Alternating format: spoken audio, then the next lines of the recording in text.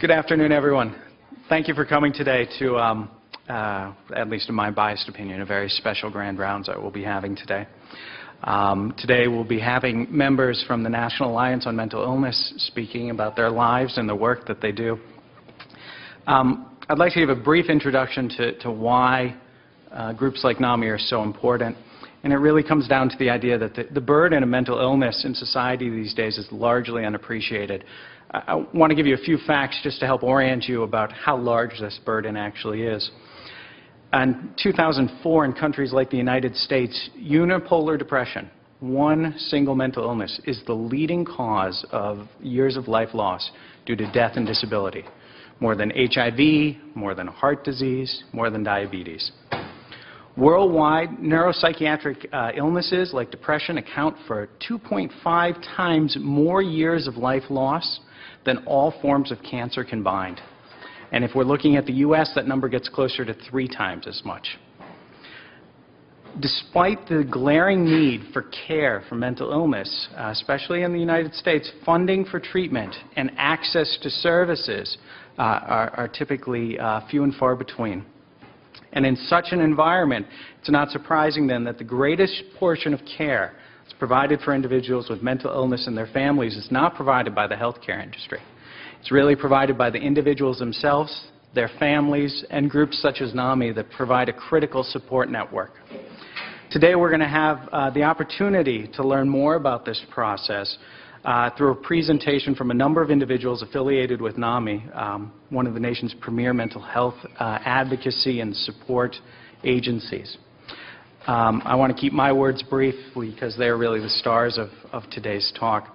So I'd like to introduce our first speaker. Betty Siri has over 18 years' experience in the field of psychiatric rehabilitation and is a certified psychiatric rehabilitation practitioner. She is the program director for DK Advocates Incorporated, where she oversees the various grant-funded programs which provide job training, job development and placement, supported employment, supported education, and other employment services to people with disabilities. Previously, Betty was employed at La Frontera and was instrumental in the development of a comprehensive employment program for individuals with serious mental illness. Betty is a family member of a son with mental illness and also manages her own depression. She became involved with NAMI as a family-to-family teacher over 10 years ago and has also been a presenter for the Crisis Intervention Training Family Panel. Thank you for being here today, Betty.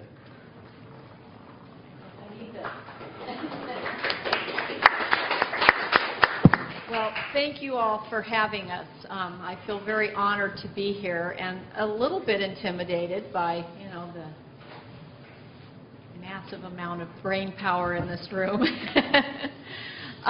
So I'm just going to tell my story a little bit, and I guess questions will come at the end of our presentation. So about 20 years ago, my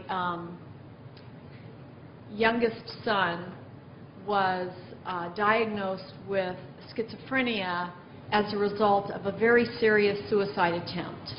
He shot himself in our backyard with my husband's deer rifle and in the face, and he survived, surprisingly enough, and thanks to a lot of the good work at UMC that kept him alive and rebuilt him.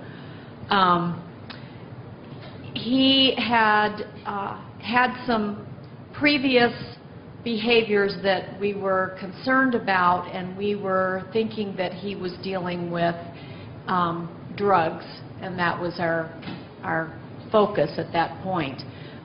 So we sat down one evening with him to do a drug intervention, so to speak, and realized in our discussion with him that this was not drugs we were dealing with.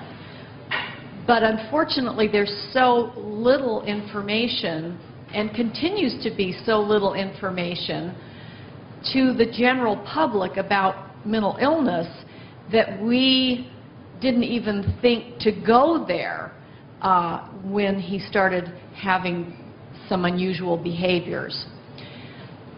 And I think that's very unfortunate, because if we had known some of the things to look for, not only with mental illness, but also some things to look for with a potential suicide attempt, I would have seen some signs that would have alerted me to what we were maybe facing. When we sat down and said, son, we're really concerned about you, we're not feeling safe with you here in the home, and we need you to get some help or you can't continue to stay here, he looked at his father and I as though we had two heads and said, Mom, nobody can help me. They took my brain out and they put a Nike in my head. And so we then were rather shocked by that statement and realized at that point we were dealing with something else. It's been quite a ride living with someone with a mental illness and trying to navigate the system and try to figure out how to get help.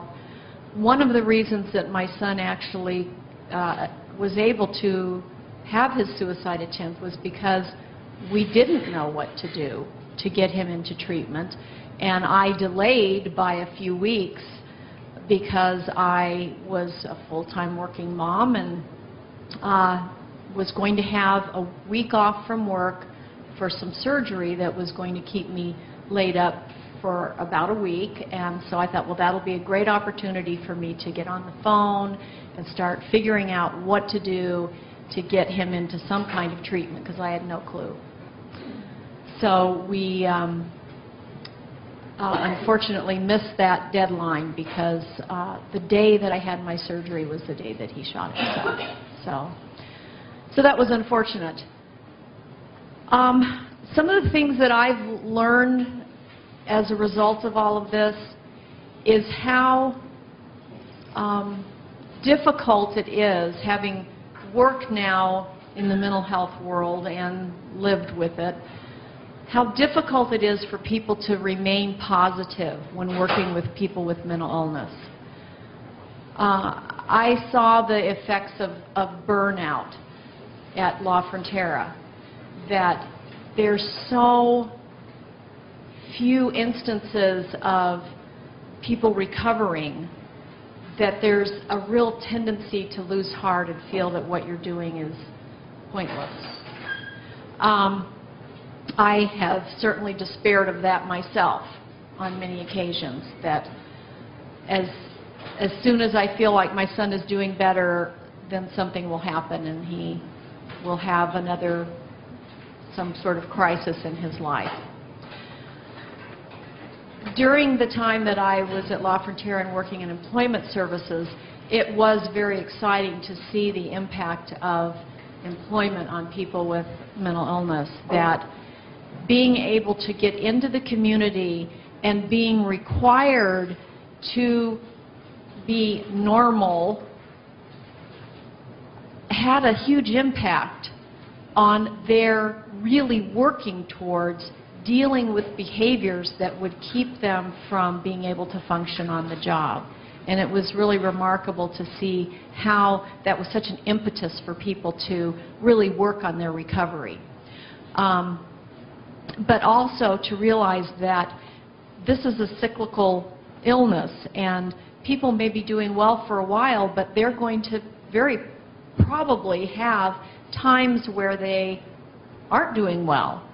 And those periods of time, they need to have things in place to support them, especially if they are working. They need to have some understanding from their employers. They need to have a staff of caregivers that understand the cyclical nature and are able to realize that, okay, we've got to put things in place to be able to help that individual when that time comes.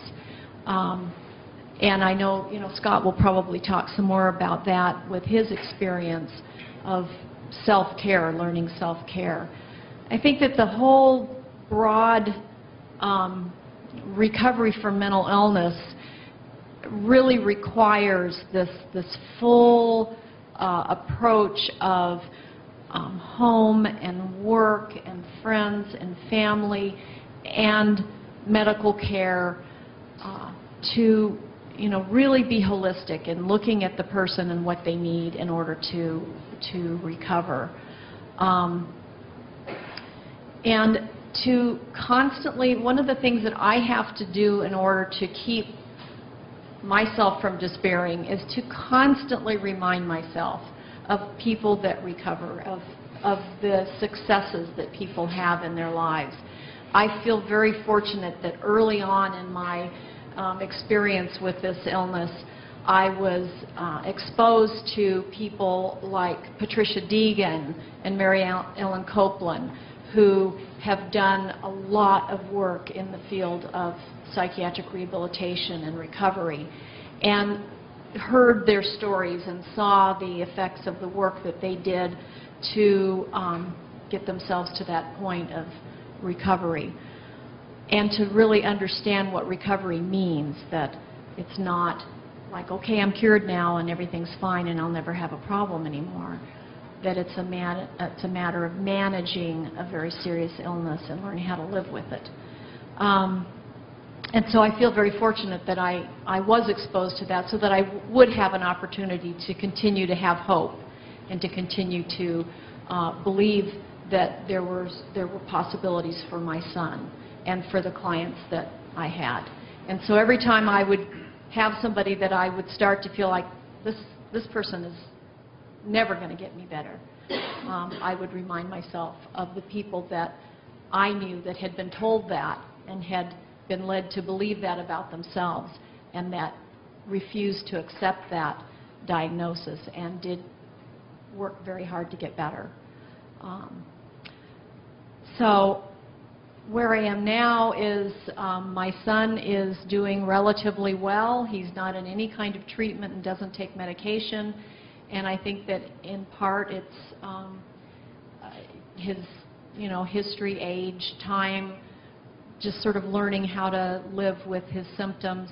I think that a lot of what he experienced did have some exacerbation due to alcohol and drugs, but he continues to live in a world that's filled with anxiety and where his reasoning ability is just very diminished. But he functions okay otherwise.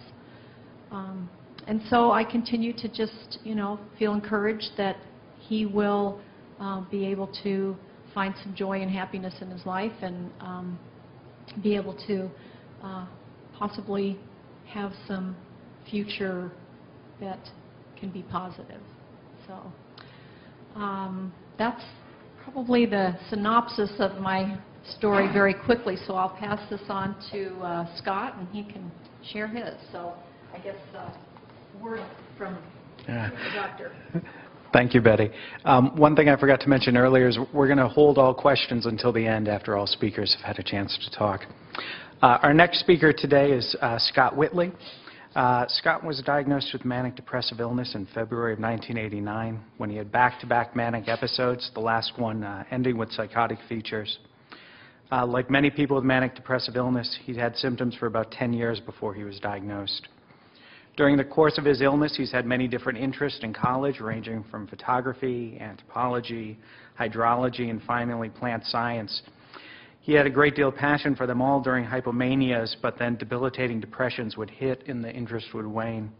Scott currently works at NAMI in several different areas of the services that they provide. Thank you for being here, Scott.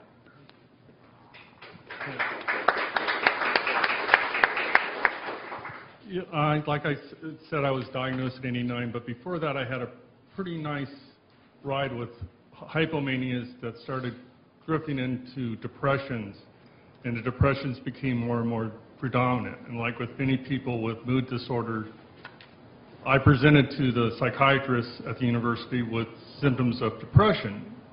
I never thought my hypomanias were a problem. I never discussed those. He asked me, you know, what was I feeling, and there was not really a clear look at my cycling. And so they, you know, when you feel good, you don't go see your doctor. And it's the only illness like that. When you have hypomanic features, you just don't ask for help, as long as they don't get out of hand. But so I was treated with an antidepressant. I was in a very stressful relationship. And I don't know if it was a combination of those two or what, but I got thrown into a very high manic rage where I got very obsessive. I stopped sleeping. I got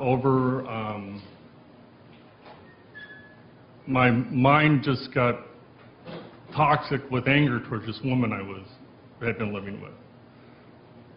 To make a long story short, the police intervened. I got a domestic violence charge, which was the right thing to do.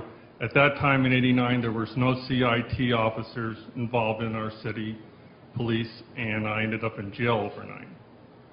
Looking back, it set me up to look at myself. The hypomanias were fun, but the manias were disastrous. I alienated my family for 2 years after this. I rebounded really quick out of that first manic episode. And they put me on a mood stabilizer and antidepressant. But like so many people who get initially diagnosed with manic depressive illness, I felt I was cured. They gave me a medication. That's what happens.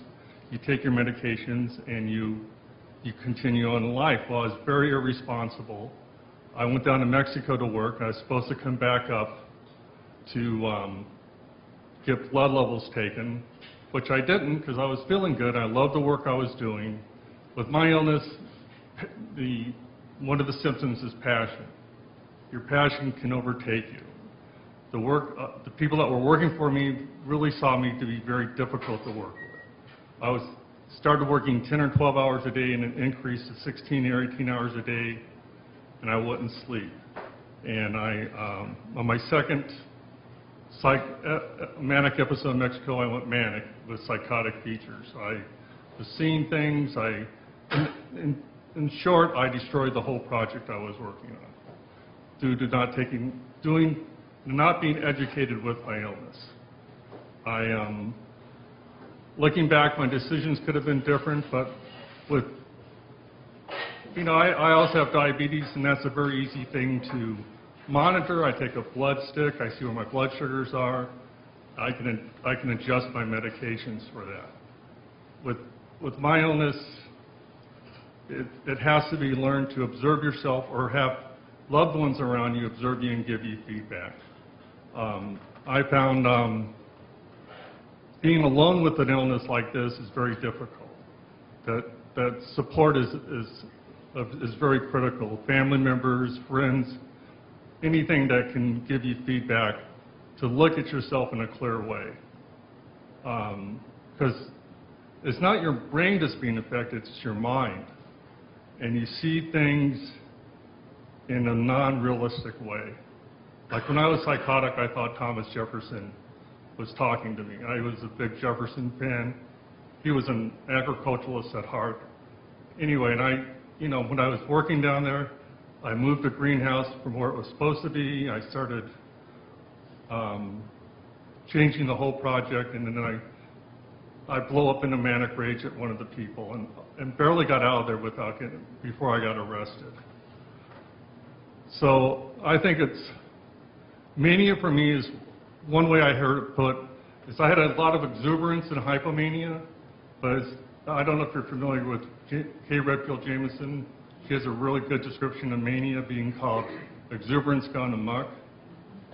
And that's what it was for me. I mean, my passion turned into psychotic features. So I've been living with it. I got back on medication and became responsible for that, but it wasn't just medications that kept me going. Fortunately, the medications kept my manias under control, but I had recurrent bouts of depressions. They were very tough to treat. And what the medications were, and I'm still in this analogy from somebody, but medication is sort of like the lifeline to keep you afloat, but support and education will help you get responsibility to get you to shore, to get you to take, because having mental illness, at least in my feeling, is a responsibility.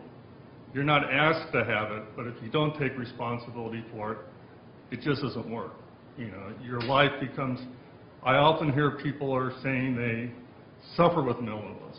With the work I do, I hear that all the time. I suffer with illness. And it can be life, it is life affecting. My life's been tremendously affected by mental illness, but you can live with the illness with the proper medication, support, and educating yourself, and never giving up hope. It can allow you to live with an illness. And as I answer phones and give people resources and advocate for them, and I hear parent after parent saying, my loved one's suffering with bipolar illness or manic depression, or they're suffering with schizophrenia. And it hits real close to home, so I always try to keep a wall up in a way, to keep an objective view. But my experience was never to give up, and I work closely with a psychiatric nurse practitioner now, and it was not only medications, it was the right medications that made the difference. And I was fortunate about 6 years ago to find the right mix of medications, and my life has balanced out since then. I still have bad days. I call them, well, I guess you call them functional depressions. I call them functionally funky, where I really don't enjoy things, but I'll do them. And the bad part is, if I don't have something to do, some days I just don't do anything at all. I don't have a requirement to do anything. But I think everybody has those days. And I feel fortunate to be here to discuss this with you today. I'm open to any, at the end of the talk, any questions about my illness. I have been suicidal. I have approached that quite close. I had plans, I had a means, I had a time. I had friends that stepped in and prevented me from doing it. And suicide's a very serious thing, but having a sense of humor with this illness has helped me get through it. I don't know, I'd always remember when I was very suicidal, one thing that Woody Allen said about suicide, that I thought about suicide but decided I wouldn't like the hours. And it's an absurd statement, but suicide is an absurd state of mind. It is such a toxic, you know, I enjoy life a lot now, not too much. I go see my nurse practitioner when I see it in too good of a light, but I feel fortunate to have a job that understands my illness, and not everybody with a mental illness has that ability. I run support groups for individuals with mental illness, and that topic comes up all the time. When do you disclose? How do I tell somebody I have a mental illness? And it's one that people really wrestle with. But I'm fortunate to be at NAMI to where it's accepted and understood. And I just hope we can make you understand a little bit more about mental illness, and know that we're there for family members and individuals. I don't know,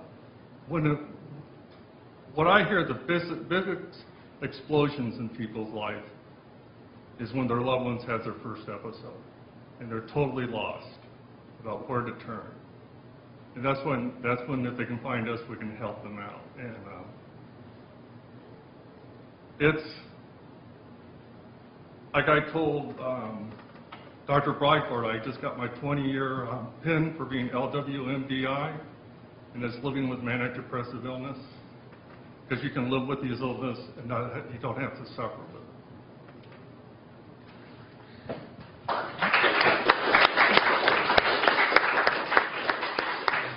Thank you, Scott. Our final speaker today is Clark Romans. Clark has been a family member of NAMI Southern Arizona since 1997 when he was elected to the board of directors. However, Clark has been involved in mental illness advocacy since his son, Kenneth, was diagnosed with schizophrenia in 1979 while the family was living in Belgium. Clark served on the board of directors of Community of Hope in Morris County, New Jersey from 1983 to 1994. He served as interim executive director of NAMI Arizona from July 1994 to July 1995. And at present, he's currently the executive director of NAMI Southern Arizona and a NAMI Arizona Board of Directors member. Clark's son, Kenneth, is now deceased. He was killed by a drunk driver while riding his bicycle in Tucson on September 11, 2001. Clark is still involved in NAMI because he believes that the stigma that plagued his son should be eliminated. Clark is a chemical engineer who worked in industry for many years and owned and operated his own businesses before devoting himself to his work at NAMI. Thank you, Clark, for being here today.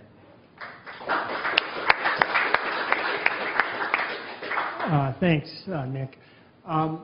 Well, I'm wearing two hats here right now. One is, as you heard, I'm a family member.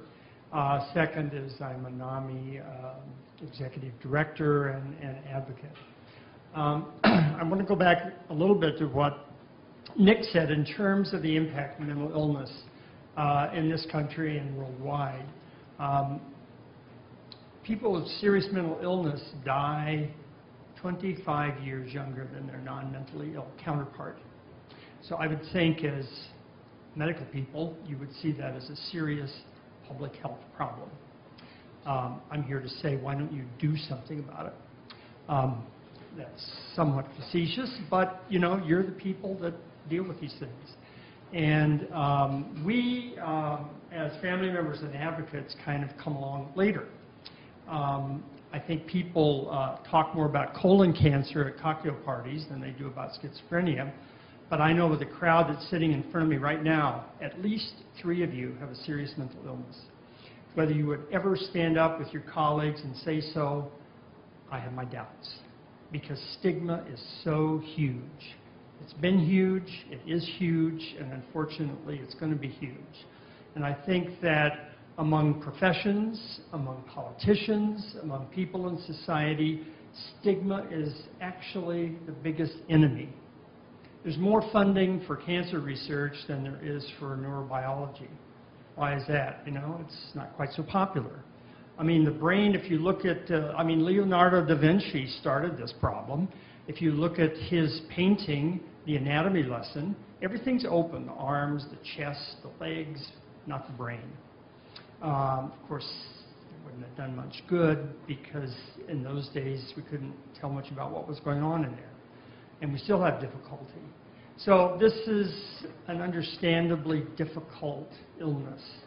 It's hard to know what's going on in the brain.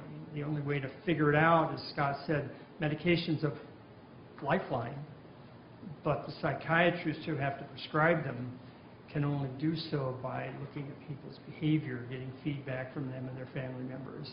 So it's a tough one to treat. And I agree with what Scott said, that medication's not the only thing. I call it the three-legged stool of medication, if needed, which it usually is, psychosocial therapy, which is tough to get, and a support network, whether it's your family or your friends or whatever. And I know that Nick Brightboard's just finished a grant. He was sort of still in a swoon about it. But to look at the impact of early intervention and early psychosis, you know, why is it that family support helps people do better? So it kind of is illustrative of the fact that the brain may be connected with the rest of the body. Although we, in a funding sense, here in Arizona and a lot of other places, have decided to carve out money to treat behavioral problems and have the rest of the money treat medical problems. So somehow the brain's not medical, I guess, but so a lot of things about the society, a lot of things about professions have made treatment of mental illnesses intractable. And So some of what we're saying here today doesn't have anything to do with that. These are real-life stories. And I would say that if you've ever had a knock on the door and you opened the door and there were two big guys there in dark suits whose necks were bigger than your thigh, and one of them punched you right in the chest and you flew across the room, that's what it's like when your child is diagnosed with a serious mental illness. No matter how smart you are, and trust me, I was smart. No matter how wealthy you are, I was getting paid a lot of money to work in Brussels, I guarantee you. I was educated. I was highly educated. In fact, maybe even more than some of you, amazingly. But you know what I knew about schizophrenia? Diddly squat. Couldn't even spell it, let alone know what it really meant. So we know so little about these illnesses as a society and particularly as individuals. All of us at this table are members of a club we do not want to belong to. And guess what? We have a lifetime membership. Because these illnesses do not go away, or at least you all haven't figured out yet how to make them go away. I'm very hopeful about nanobots coming in and fixing brains at some point, but we're not there yet. So the real world impact of either getting a diagnosis or having someone you care about get a diagnosis turns your world literally upside down. As Betty said, she waited a week till it was convenient to deal with her son's mental illness. I guess my family was lucky. We got a call from a school counselor at the American School of Brussels that said, "Hey, Clark, you better come down because we think Ken ought to come out of school for a while." I was like, what? Well, eventually, a week later, after we got a diagnosis of schizophrenia, my wife had to say to the doctor, "What's that mean?" And he proceeded to tell us in kind of medical terms what that meant, but we didn't really get the message of what it meant for many years. And as Nick said, the people who really provide the care for these individuals are the family members or the individuals themselves. Because the system we've created and maintain or don't maintain is not really terrific about providing the continuity of care that's really needed for people with mental illnesses to function successfully in our society. And of course, the press has a propensity to report things like what happened here in Tucson on January 8th, and not talk about people like Scott Whitley, who has become responsible for his illness, who gets up most days and is able to do his work at NAMI and help people with mental illnesses. We're fortunate, I guess, in a way here in Tucson that the media has kind of woken up to what is mental illness and how to the fact that we need to talk about it, the fact that we need to not sweep it under the carpet, not be ashamed about it. I mean, I don't expect the three of you in here who do have a serious mental illness will immediately stand up at the end of this talk and say, "I'm one of them." That won't happen, although, surprisingly, when I've given this talk sometimes at Kiwanis meetings or Rotary meetings, I have had people stand up and say, "Yeah, I'm one of the 4 in the group. I have bipolar disorder." Now, whether their colleagues knew it or not, I'm not sure, but being able and willing to disclose the fact that you have a mental illness is not easy. People would rather have leukemia or anything else rather than a mental illness, because even though professional groups represent the most highly educated conglomeration of people that there are, especially in the medical field, supposedly understand things to a greater depth as far as human condition is concerned, are actually probably the most afraid to tell their friends or themselves that they actually have such an illness. Why is that? You know, are you afraid you're not going to become the department chair, or that your colleagues wouldn't allow you to do some kind of procedure or conduct some sort of therapy session if they thought you had a mental illness? There shouldn't be any confusion about intelligence versus mental illness, but maybe there is. So it's just a challenge right across the board for society, for teachers in schools, for parents, for individuals with these illnesses to accept their illness, to have the insight to understand that it's an illness like any other. You know, my son is deceased, as Nick said, so he doesn't have to struggle with it anymore. But the indignities, I think, that Ken suffered were not right. I mean, Ken was taller than me, smarter than me, better looking than me, more athletic than me. He just had a shitty disease. And his behaviors, because he had audio hallucinations, made people not understand him, not accept him, make fun of him. That's not right. You know, if he'd had leukemia, people wouldn't have been doing that. If he had a big growth on his neck, people wouldn't have been doing that. But somehow we like to mock people who are different.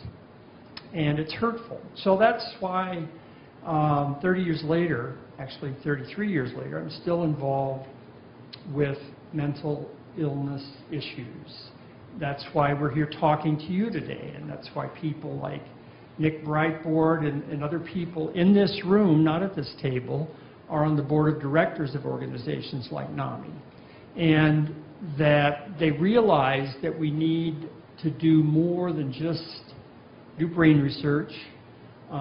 We need to do education. We need to make people across the spectrum aware of mental illnesses, that they're treatable, that people live with them, and that families are doing the heavy lifting, and we need a little help.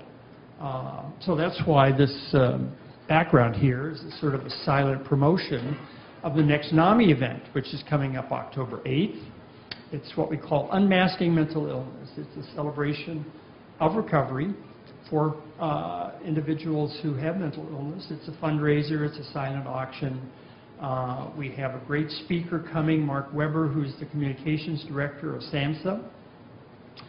We have a couple other speakers that will make it a fun evening. So we're always, like any other nonprofit, scrambling for a few bucks to keep our programs going, and there's some flyers out in the hall there that talk a little bit about our programs. So that's my story, and I'm sticking to it. So I think we're done, and we can have some questions.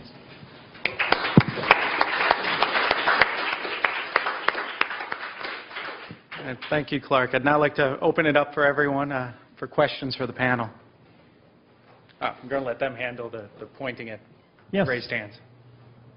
Thank you, Clark, for your provocative conversation. I was going to say warm and fuzzy, but that was kind of short for being a little warm and fuzzy.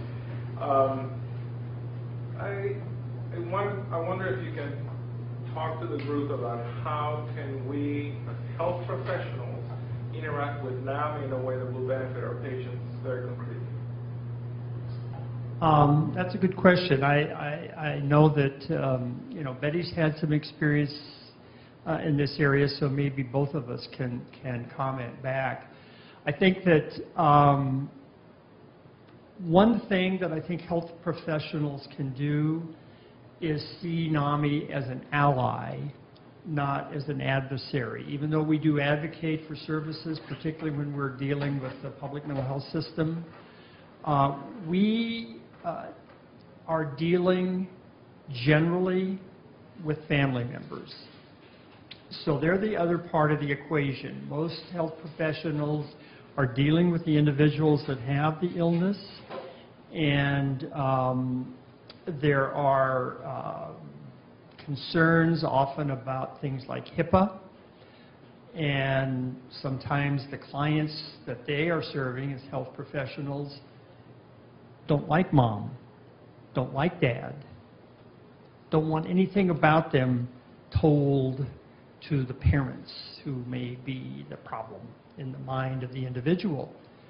And, but that doesn't preclude health professionals from listening to family members or parents or friends who may have some helpful information. And I think to see NAMI as an ally, as a source of information, and who is prepared to accept anybody without equivocation. We don't ask anybody anything. You don't have to have insurance, you don't have to have documentation, you don't need to be nice, you don't need to smell good. We work with anybody, whether you're a parent, a friend, or an individual with an illness. So we can be a safe haven for family members and individuals. And I think that's something that health professionals can take advantage of. Betty? Yeah, I would like to say a couple of things, because one of the huge frustrations for family members, especially parents, is the lack of communication, the lack of involvement once your child reaches the age of 18. It's, you know, they can be 17 and 364 days old, and you can have complete involvement in their lives, and the next day you're completely cut off. And that's a real tragic thing for family members, especially when you're dealing with an illness that does cause a lot of times the person with the illness to be mistrustful of the family who really is trying to help. And I think, unfortunately, there still is out there floating around this idea that somehow or other the family has caused this. Regardless of the research and the scientific understanding of the illnesses, it's hard when you're dealing with behaviors to separate that out and not to feel like somehow or other the family has brought this on or made it worse or is creating more problems than need to exist. And I would say that any of us having to navigate a mental illness is not going to always do it right. And we're not always going to be patient and kind and quiet and all of those things. And so as a family member, I think even if you cannot, as Clark was saying, you know, tell us anything about the patient, you can tell us general things. You can inform us, and you can listen. Because if you ask questions that are general, that will allow us to share information, or just listen when we want to share information, you're going to learn a lot that you might not otherwise know. For instance, you know, Scott is the classic example of the person that's, the person that's, you know, when he's manic or hypomanic, the world's great, we don't see a doctor. But when you're in that deep depression, now you're going to see the doctor. And a lot of times, that information about those hypomania episodes doesn't come out until the person is in Mexico about to get arrested. But the family could probably have told you about that. So I think that involving the family is very beneficial, not only to you as the person that's trying to help the individual with the illness, it's also beneficial to the family who's trying to make sense of this and trying to figure out how to navigate through this world. And it's also beneficial to the person with the illness, because you're going to get a fuller picture. And just real quick before Scott says something, I'll give you an example of an experience that I had when my son was in the hospital for becoming very belligerent and potentially violent. And he was just the most nasty, just obnoxious, horrible person. when he was in that hospital. The things that were coming out of his mouth, I didn't even know he knew those terms. And I remember his dad and I went to visit, and he was just horrible, and we had to leave. And as we were walking out, being escorted by a nurse, I said, I can't stand to see him like this. This is so unlike him. He's such a sweet, kind person. And she said, he is? Like, totally shocked that this was not who my son is. And I'm thinking, my goodness, this is a psychiatric nurse. Doesn't she know that this is a symptom of the illness? This is not my son. He's not this person. And so that was such it impacted me so much to realize that when a person is in the hospital at their worst, and that's basically all psychiatric nurses in the hospital see, they're not going to have the same kind of compassion and understanding that they might have if they really knew that person. You know, what we do at NAMI is support education and advocacy is sort of the C, and we give people hope by doing those three things. I've had so many. Recently, I had a family member come in whose husband had just run up a $30,000 credit card bill and many other very manic things, and she just said, "There's no hope." She goes, "Well, you wouldn't understand." I go, "Well, I ran up $17,000 on a credit card, but they cut me off by then. But what we can give people is hope. We have lived experiences there. Probably with your profession, you can't sit down for an hour and talk to somebody or 2 hours and let them know one-on-one what mania is like, or what depression is like, or what schizophrenia is like. But we have the time to do that. Our doors are open 9 to 5, 5 days a week, but Clark's there 7 days a week, 7 to 7, but I don't know why. But we're there 9 to 5, and we pick up the phones and answer questions and set up appointments, or people walk in the doors, and we can give hope. And during that initial explosion, people are looking for hope. And that's what they need to know, that this is an illness that can be treated.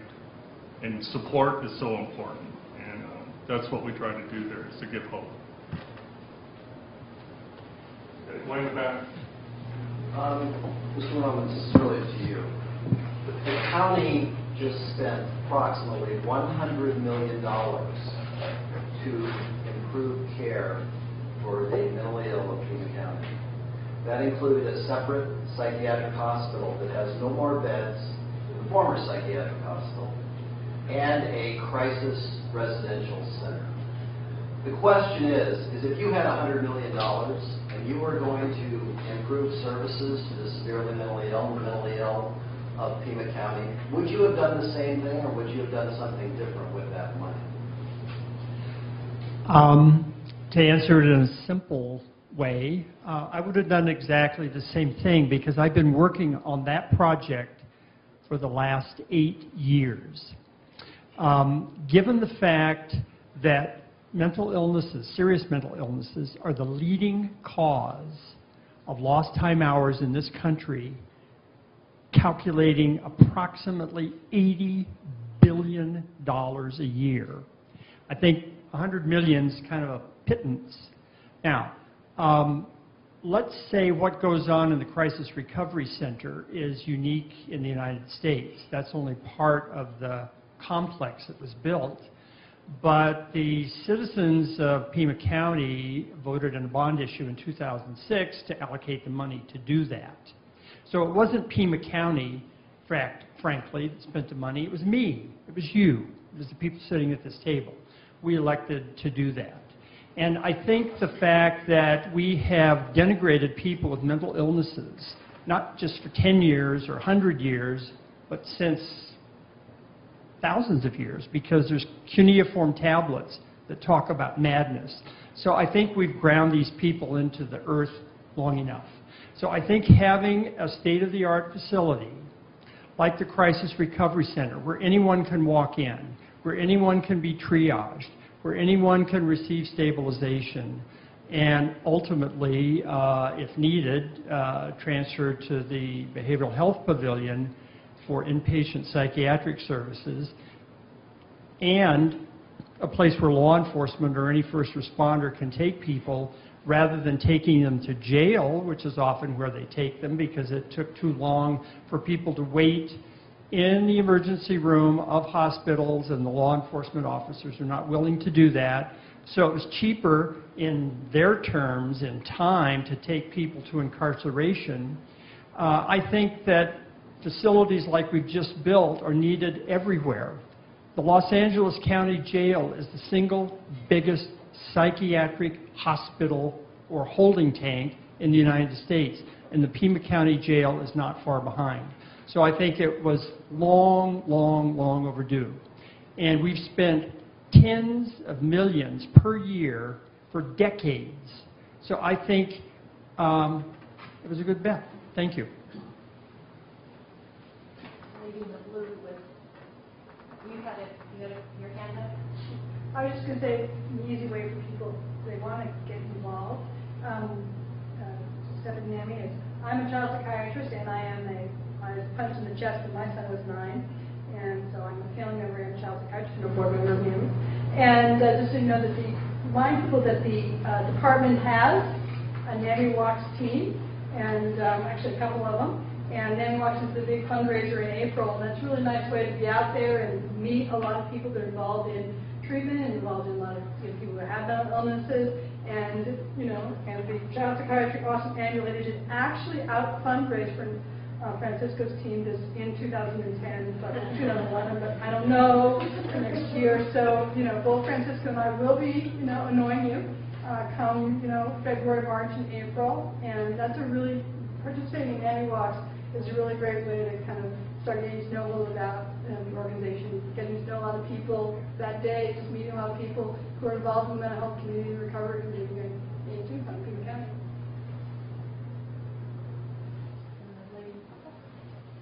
I am neither doctor or doctor-to-be or social worker or any of that, but I am a parent of a child that I had to witness contract for safety years back. And I continue to work with children as a mentor for staying in school and dance and different things. But one of the things that really irritates me is that it doesn't seem like there's a whole lot of resources for children and adolescents. I have to be the first to admit that I know very little of NAMI other than participating in the walk. And I happen to know Rebecca was in the office because I knew she was a high school dancer, But when I had to look for services, had it not been someone in the department who saw my own frustration at this and took the time to make some calls and try to educate me, I don't know where I would have been, or my daughter for that matter. So what does NAMI offer for the child or the adolescent? I mean, you indicate that you educate and you speak to groups. Are you going to schools? Are you talking to teachers? Because that's the other thing I find it interesting that teachers find it okay to tell the parent, there's, your child's unruly, go take them to the doctor because they need medicine, as opposed to there's a problem with the child, let's see what's going on. So what would NAMI have as far as an educational component there? Well, there are a few things. The history of NAMI is that it started as a family group, mainly for family members of adults. So the origins were not really focused on helping children. But we're moving, I hope, quickly in that direction. We have a couple of programs. Well, first of all, let me just say that all of NAMI services are free. So these are offered to schools or individuals or whomever, no cost. We have a program called Parents and Teachers as Allies. It's an in-service program for educators. It's a team of people who go into the schools, basically teach teachers in a presentation format how to recognize symptoms of mental illnesses in school-age children, how to try to connect them with resources, and just help the teachers identify the nature of these behaviors. As you say, instead of just telling the parent that this is an unruly kid, we try to educate them about, you know, early onset bipolar or ADHD or any of the other mental disorders that might be causing behaviors in schools, and help teachers recognize that behaviors at home may be different than behaviors in school. You know, they may be better, they may be worse. Help parents cope with the denial. Nobody wants their kid to have a mental illness, so a lot of parents find it very, very difficult, if not impossible, to listen to somebody imply, if not state, that their child has a mental illness. So the society, of course, is to blame for that, because any parent would want to know if their child had leukemia. No parent wants to know that their child has bipolar disorder. So the stigma laying over the top of everything clouds it. We also have a program called In Our Own Voice, or In Nuestra Propia Voz, where individuals with mental illnesses go into any kind of setting, whether it's a school, superior court administrators, EMT trainees, church groups, whatever, and basically tell their story to raise public awareness that mental illnesses are illnesses like any other that can be treated and people can cope with them. We also have a new course, it's called NAMI Basics, and it's for parents and caregivers of children with mental illnesses. So we teach parents about brain disorders, medication, how to take care of themselves, how to communicate with their mentally ill child, how to navigate the system, whether it's schools or society or work or whatever. There's also a new NAMI National Child and Adolescent Action Center, so people can get information at the national level, and I think there's now a chat room and a blog for children and adolescents with mental illnesses to be able to communicate with peers across the country. So those are some of the things that we're doing right now, and we hope to, you know, expand that. We'd love to have a support group for adolescents, and we're working with South Point High School to try to establish a support group at the high school level, because this is where a lot of these illnesses first manifest themselves.